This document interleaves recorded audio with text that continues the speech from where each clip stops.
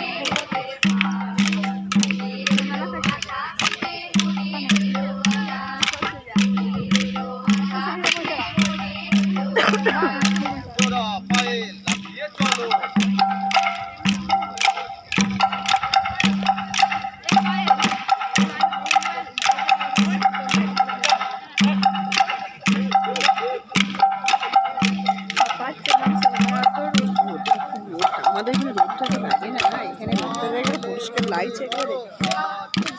অনেক কষ্ট। এরা খুব সুন্দর করছে কিন্তু মেয়েদের থেকে ছেলে বেশি ভালো করছে।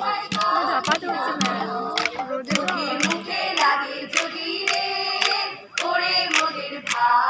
মেয়েগুলোকে পাবো কি করে?